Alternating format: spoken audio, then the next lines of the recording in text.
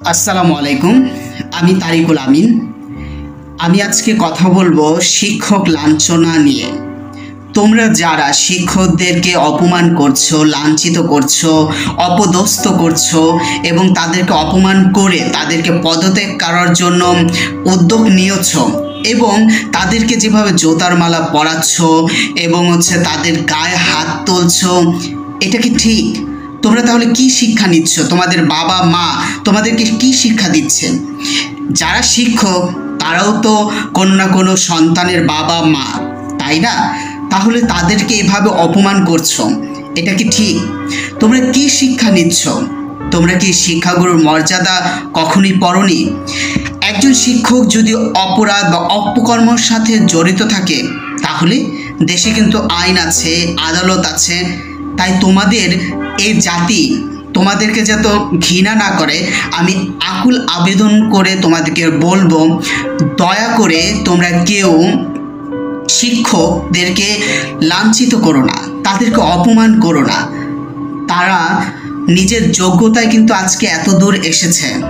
তারা কিন্তু নিজের যোগ্যতা দিয়ে, তাদের মেধা দিয়ে তারা কিন্তু শিক্ষক হয়েছে। সরকারি বিভিন্ন পরীক্ষা দিয়ে কিন্তু তারা আজকে কিন্তু শিক্ষক হয়েছে। তাই আমি বলবো যে তোমরা ছাত্র, তাদের সন্তান সমতুল্য, তাদের গায়ে হাত তোলো না, তাদেরকে অপমান করো না, অপদস্থ করো না। তোমাদের কাছে আমি আবার হাত ধরে বলছি, তোমাদের পায়ে ধরে বলছি, কোনো শিক্ষকদেরকে এভাবে আর লাঞ্ছিত করো না। শিক্ষক হচ্ছে আমাদের মাথার তাজ সমান, আমাদের মা বাবার পরেই হচ্ছে তাদের স্থান। তাই আমি বলবো তোমরা বেশি বেশি নৈতিকতা চর্চা করো, নৈতিকতা শিক্ষা লাভ করো। শিক্ষাগুরুর মর্যাদা কবিতা আছে, তাদের নিয়ে রচনা আছে, সেগুলো পড়ে অনুধাবন করো এবং তোমাদের মা বাবাকে বলবো আপনার সন্তানদেরকে একটি সুন্দর শিক্ষা দেন।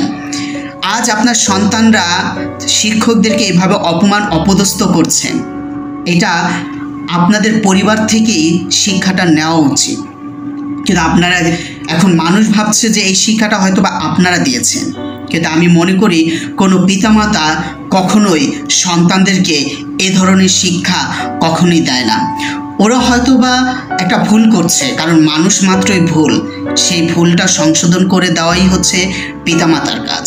তাই আমি বলবো, আকুল আবেদন করে বলবো, কোনো শিক্ষকদেরকে তোমরা অপমান অপদস্থ করো না। ধন্যবাদ।